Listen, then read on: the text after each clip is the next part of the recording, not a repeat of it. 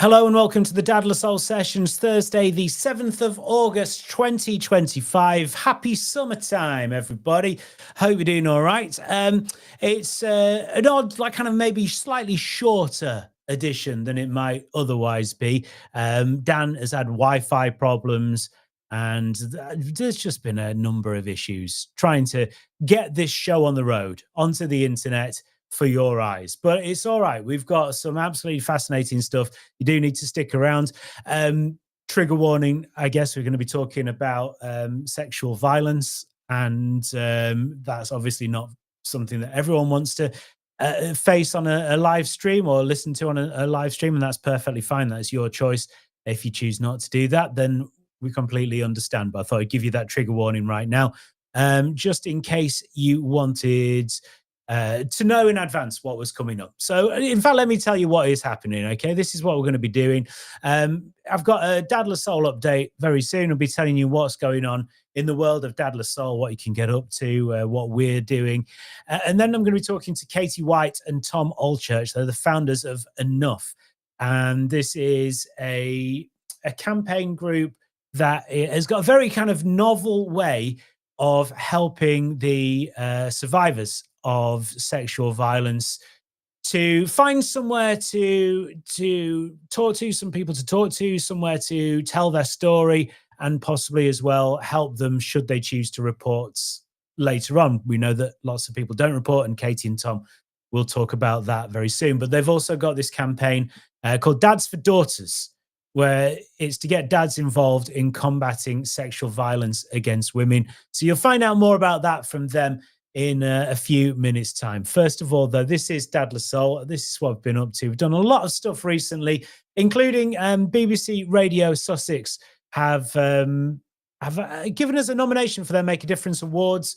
And this is a little bit of the conversation that was taking place on BBC Sussex the other day, when they played some clips out of some people related to Dad La Soul and how it's helped them in their lives. I can say honestly, Dad La Soul saved my life. Immediately, I've got a community. It's expert-led, it's peer-led. The thing I suppose I'm most proud of is a lot of these people, they never would have met if it hadn't been for Dad La Soul. Hello, my name is Tyler. I am a dad of 2 boys. I think I'm one of the real veterans here, actually. And it came into my life at a time where I was really struggling personally with my mental health. I'd gone through about a decade ago. I was on a knife edge, and Dan had started this opportunity to escape with your kids and have a distraction and actually spend some quality time with my children. So the thing is, obviously we don't do this for the awards. We do this to bring together a community of dads, but it's very nice to be recognised for award as well. Tyler there, finishing off that report. Before that, you heard from Dan Flanagan as well. That was a little package they played out on BBC Radio Sussex recently, and we'll find out the results of that at some point in the future. Now, to sort of add to that, if you are new to Dad La Soul, you might not know much about it. This is what happened when TV and radio presenter Matt Edmondson came down to find out how we're using the funds that we get from Comic Relief to create that community for dads and to give dads a voice and to battle social isolation. I'm joining a group of dads for a chat. We've all spoken, I think, quite honestly today about mental health. But do you think there's still a stigma for guys, for dads, to say, I need help? Yes, 100%. 100% there's a stigma to it. I think men don't talk to each other. It's really hard to find those communities to engage with. I think given the right dynamics, men will open up and talk. I think there's more of a, you're not sure, how to admit that you actually have a problem. What Dad La Soul does is, that the people there have made the decision, they've done the brave bit already, which is turning up to a place where they don't know anyone. If someone has reached out and done that, they've done the work, and therefore that environment is not going to judge them, they can be rest assured that they're not going to get criticised or judgment in there. Discussing mental health can be hard, but dads don't have to battle it alone.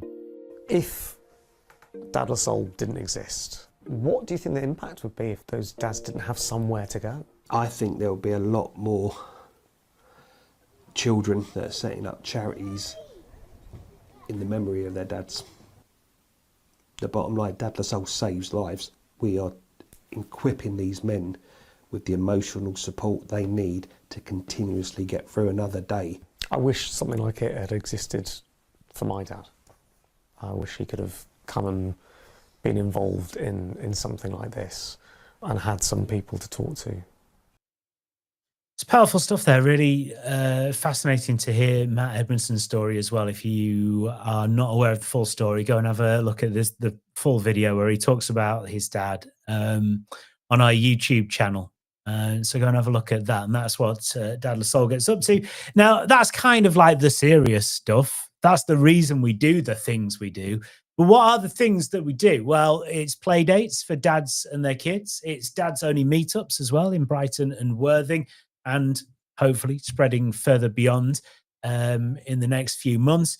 But also it's things like this Sunday, our block party at the Brighton Open Air Theatre. So it's going to be 3 hours of funky tunes and loads of activities. So you're going to have DJs, you're going to have MCs, B-boys, B-girls. There's going to be graffiti. There's also the outdoors project. There's craft.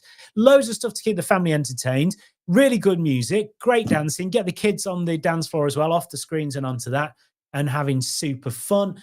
And you can come along and join us as well. Get yourself a ticket right now. I'll put the link down there in the description of this sessions, and you can get all your tickets. But if, for some reason it's not there or whatever, just go to the Brighton Open Air Theatre website and you'll be able to follow the links to find out how to come and see us on Sunday. It should be an absolutely cracking event. Last year was sold out and it was just a brilliant, brilliant way to spend a summer's afternoon. So if you want an idea of what it was like, here you go.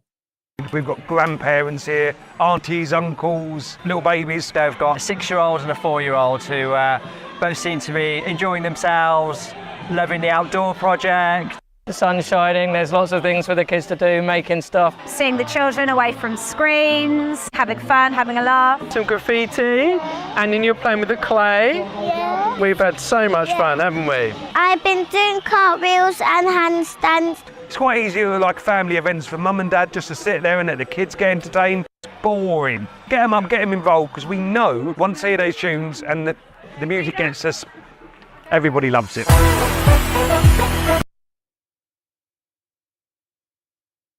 If you want to come along, make sure you get on the Brighton Open Air Theatre website, get your tickets before Sunday and come and have some fun. Right, let's go to the main topic of the evening and chat to our special. I'm here with Katie White and Tom Allchurch from Enough, and fascinated to hear about the organisation and what it's doing. Katie, can you just give us the overview of what you're up to? Yes, we are creating a social movement for people to report rape, deter perpetrators, and to support people who sadly do go through this. It's a national emergency. 430,000 women are raped each year in the UK. Less than 1% of perpetrators are convicted. 5 in 6 people don't want to report, so we've got a hidden cycle of rape, and we're solving that. I saw those figures on your website. So 430,000, 70,000 of which are reported and 1,200 rapists convicted, which is, that. I mean, when you spell it out like that, that's absolutely shocking, isn't it?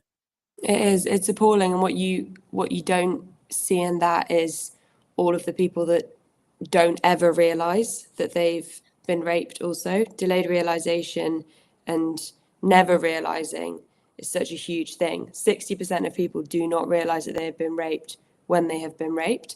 We still have a sort of stereotypical myth view of rape in society, that it happens to people in dark alleyways and it's a certain type of person that it happens to. It's not the case at all. 90% of the time, it's someone you know. The most likely setting is in a safe environment or an environment that should be safe.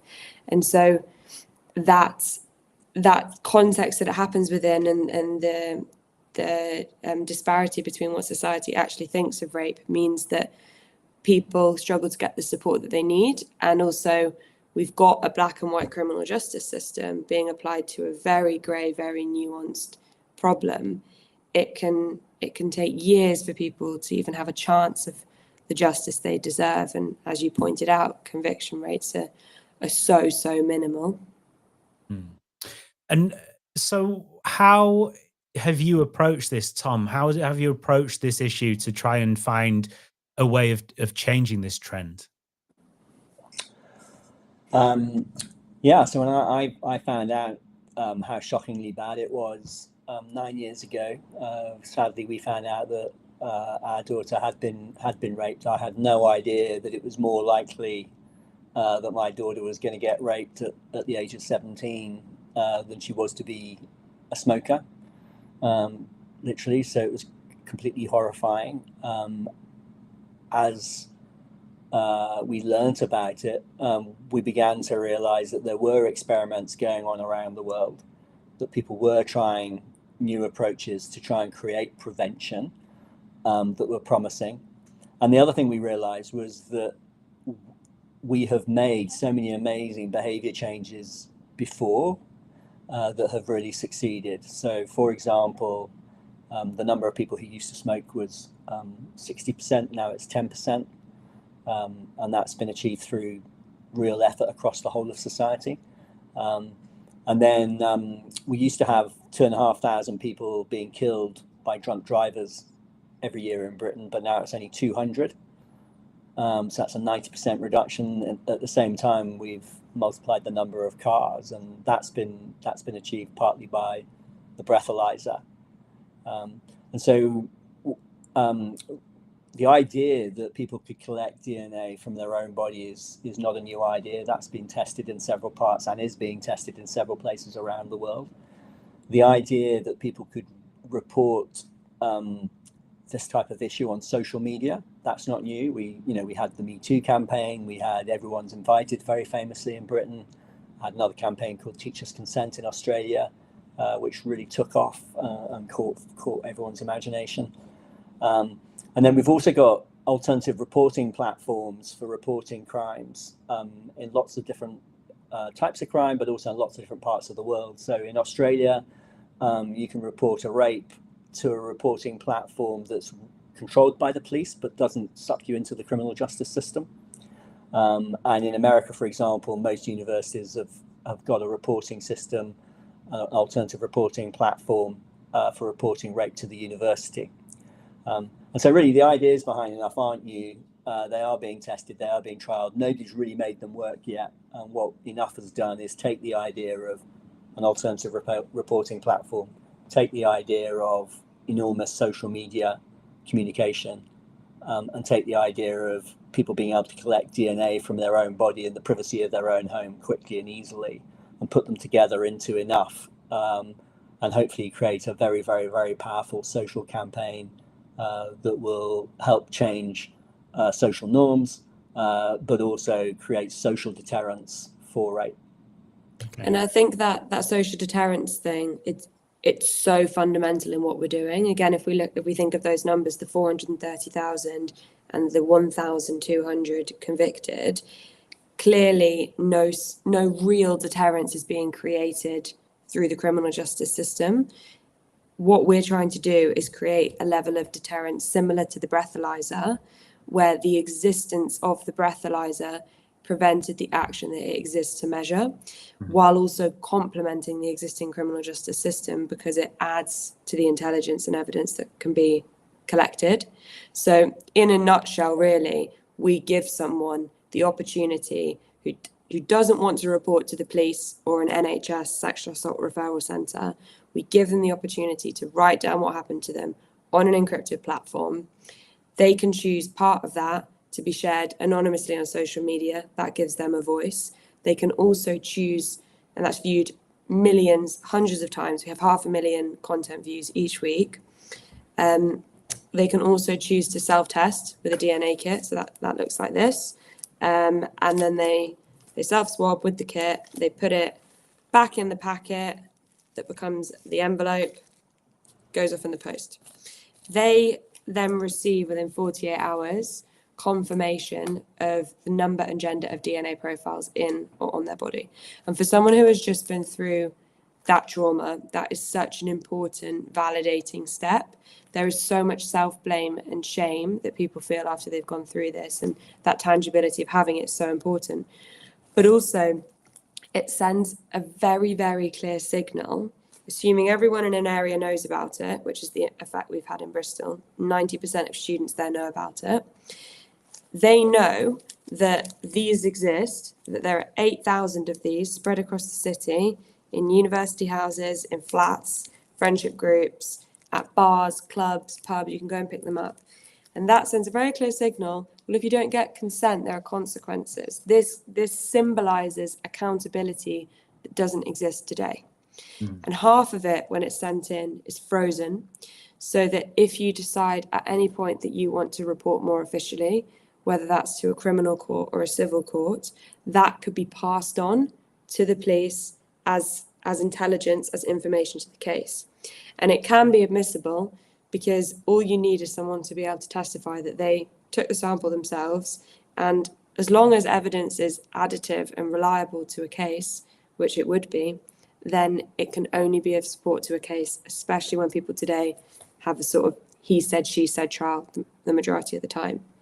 And then the other part of enough that's really important to understand is we help trauma sufferers who otherwise would never get help. 75% of trauma sufferers will never access therapy. It's either too expensive, there's simply not enough therapists to go around, waiting lists are really long, or it's just a huge deal to sit there and talk through what you've been through. So we have created, off the back of research that has shown it can be just as effective to watch a video with a therapist as to speak to a therapist. We've created trauma videos, explanatory videos that help someone improve in their recovery. And just watching a little bit of that every day, every other day can compound and lead to vast improvements in your recovery. And 94% of people are suffering symptoms of PTSD in the first 2 weeks. 13% of survivors will ultimately try and end their life. That's about 60,000 to 70,000 women each year in the UK trying to end their life over this. And we are not blocking and preventing the reporting, the occurrence of rape yet, but we are also not adequately supporting the people that it does happen to. So enough is coming at both sides, replacing inaction on both sides. So you said you've started this in Bristol. How has that sort of gone? How was that was this sort of, I mean, because there's one thing having an idea like this over something that's, obviously so sensitive and so difficult for so many people. There's another thing putting it into practice. So how was that process for you? Well, we've learned a lot. We've had huge impact. 70% of students in Bristol that we did polls with, they said that we have prevented sexual violence on campus. If you ask them why, they say it started conversations about consent that need to happen that were previously silenced. There's a lot of people that don't actually understand the significance and the reality of consent, especially at university. There's such a strong sex culture and just going out and having loads of fun. And that can often mean that consent culture is deprioritized and people go along with things that they're not comfortable with and don't actually know how to say no to. We've had amazing cultural moments at the university, the rugby club holding these kits and saying we stand with survivors. That's sending a really clear signal across the university of, that this is what the rugby club think. What does that mean for what we all think as students? Boys especially, it's been remarkable how they've responded. We have these big orange paddling pools with the kits and with Tony's Chocolonely that's orange, so works well for our brand. And students come up and they speak to us, and just as many boys come and speak to us as girls. And I think it's been really, really hard for young men to have an opportunity to be allies without fear of saying the wrong thing or being cancelled or being labelled toxic man. And we've witnessed that if you give young men the opportunity to get involved in creating change, in creating important change, in preventing their friends being sexually assaulted on campus, they take it and they are proud to be part of it. So it's been a really remarkable and impactful start. The point of it was always to do a pilot of the idea, to then use that to launch formal evaluations and run more substantive pilots in additional cities. So that's what we're talking to cities about at the moment. But yeah, it was very, very impactful. It's interesting. I just guess I'd not really thought about it, but it's not, it's not accusative, is it? It's the opposite. So it's very inclusive in the way that everyone can get on board with promoting it and standing, with survivors and also I guess kind of, it's there as the deterrent, as you say, but that it's not that sort of, you, as you say, kind of calling people toxic, saying that people are just, they're likely perpetrators. The only people that need to be concerned are the people who would be. And it's interesting. It's a delicate balance to get, but it seems that this is something that's getting it right. Tom, is that something you've had to really consider? It's so important. It's so important. This is a problem for all of us, right? We've all got mothers, we've all got aunts, we've all got sisters, some of us have got daughters. And so it's a real shocker to nearly every person that you speak to, nearly every man and young man that you speak to, when they realize how severe the problem is and how bad the problem is. Nobody has any problem going, well, we've got to stop that. And it's outrageous that rape is a bigger problem than smoking. That's just nuts. How can that be? So there's no question that the vast majority of people want this solved. And one of the most heartwarming things is that the reality is that most men and most young men and most boys are good people, and they want to be good people, and they have great role models in their family, and they want to live up to those role models. And so, as Katie says, the male allyship in Bristol is essential to the campaign. And nearly half of the people watching the social media, the enormous social media, are men and boys. So yeah, it's critical. We're spending a lot of time talking about the division between toxic men and the rest of society, and it's true that there are toxic men, but it's also true there are far, far, far more men who are not toxic. They're the allies that we need.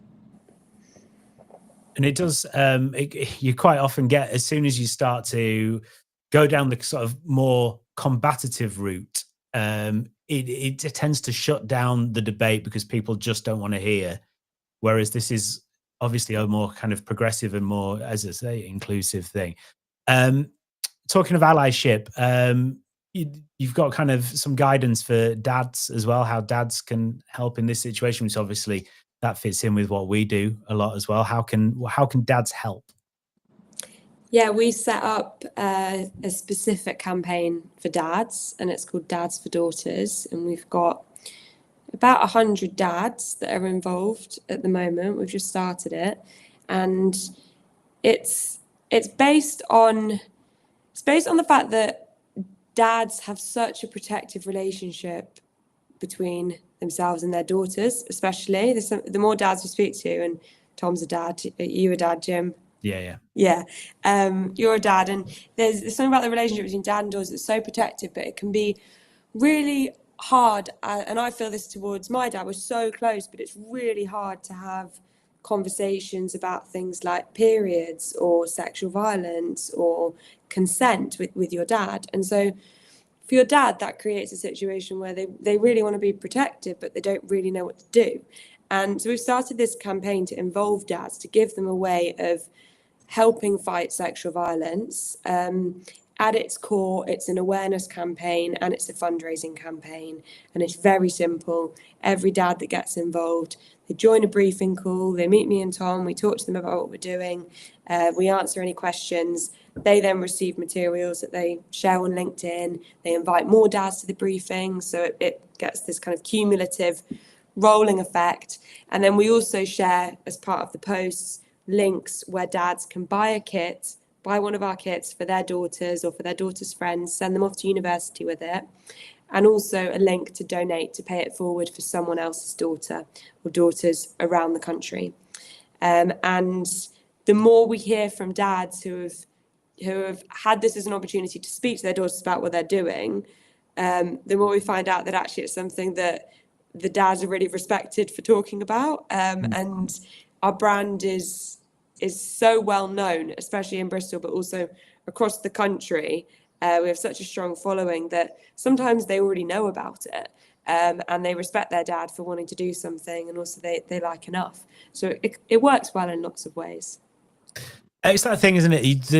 It's quite good for any of those sort of sensitive conversations, maybe, or, you know, awkward conversations, let's say, for some people, to have something to lead into it. So Definitely. You're not just like going, by the way, let's talk about this. Yeah.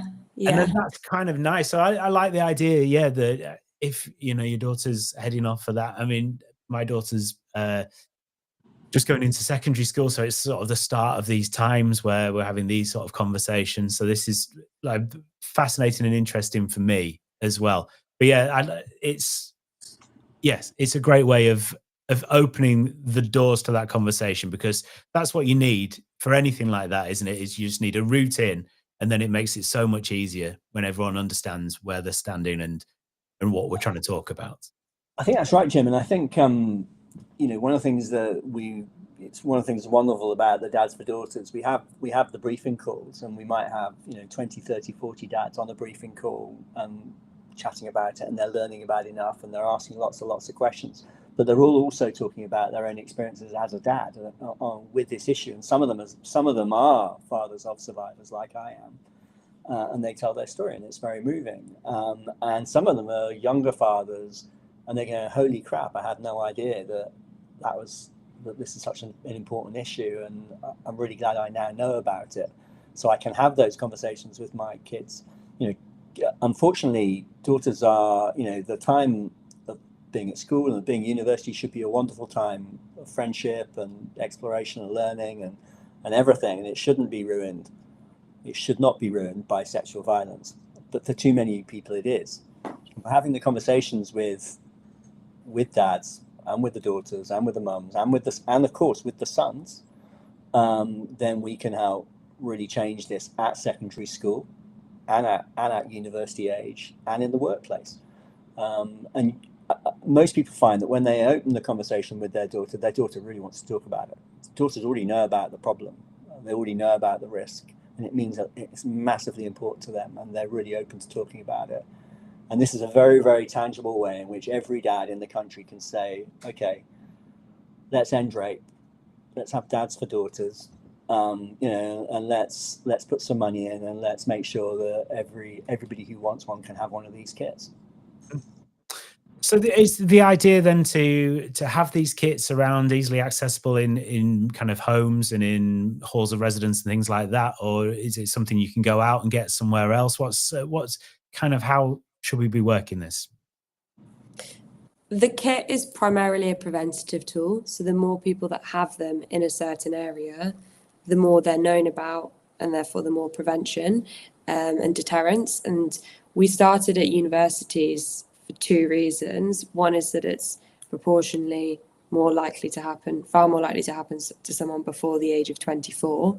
And also because deterrence on campus, the campus environment creates that natural word of mouth, but kind of close community.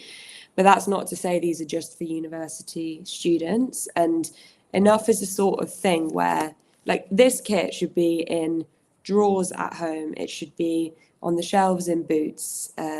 You can order one online and it arrives within 48 hours. There's lots of different ways to get one, but the more that we all start to have them and talk about them, the more that it removes the need for them to ever be used, which is the primary purpose. Mm-hmm.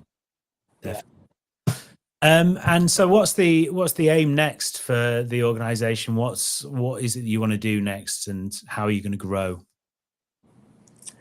Well, so it's very exciting. We're getting ready for our second year in Bristol. We hope to learn a lot of lessons from our first year, and do even better in Bristol in our second year than our first year. I'm glad to say we're in serious discussions with other cities, and we're hoping to be able to announce significant additions in terms of new cities in the autumn. We're in discussions also with the people that you'd expect us to be. People often ask us and say, "You just made this up? Are you doing it on your own?"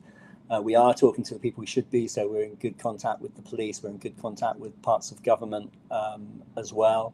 And we're currently working to establish the funding and establish a full and independent evaluation of enough in several cities around the country, so that everybody can get the answers to the key question, which is, does enough reduce rate, and does it do it without undermining criminal justice, so without getting in the way of the police or stopping the police, and without undermining the rest of the health service. We want to work to complement everybody else, alongside everybody else, not to replace anybody, but to do more in this really important space.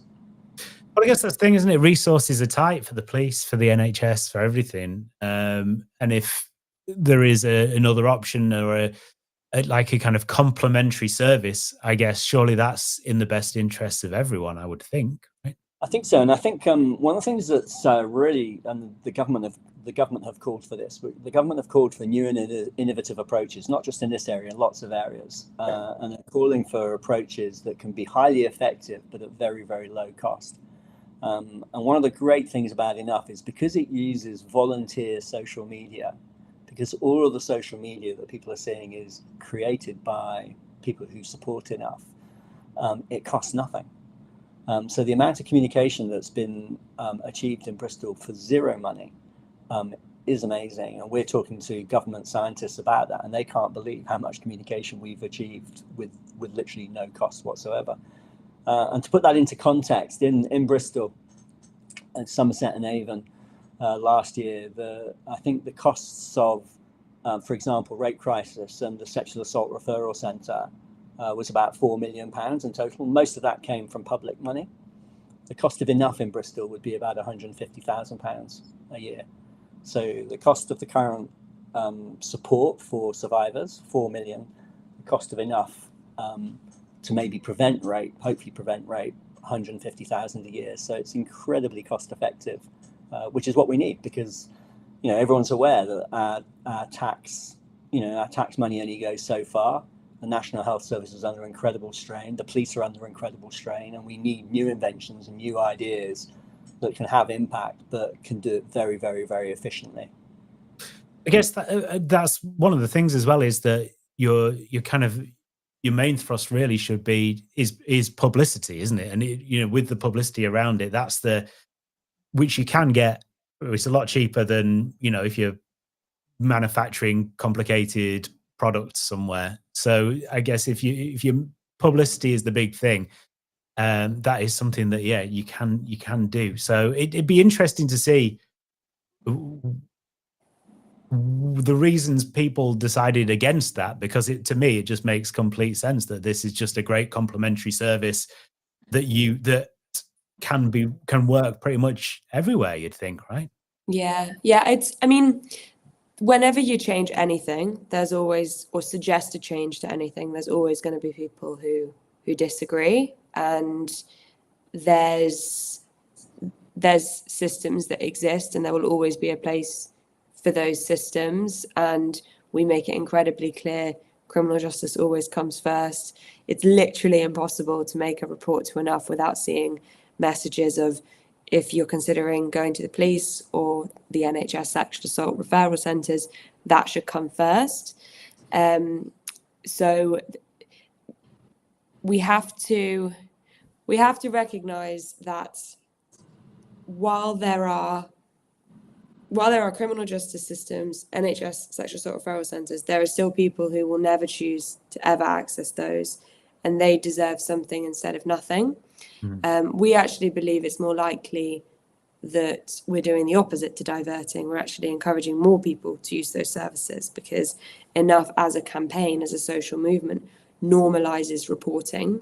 We're educating people on what sexual assault referral centres are. 78% of people nationally don't know what they are. And when we've done polls on Instagram in Bristol, we've learnt that the main reason students know what a SARC is because of Enough. So it's possibly more likely that the opposite effect is happening.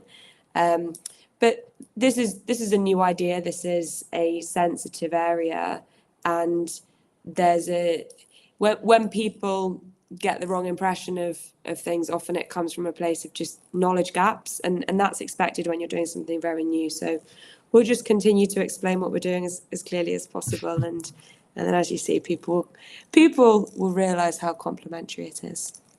Good. Well, I hope so. Definitely.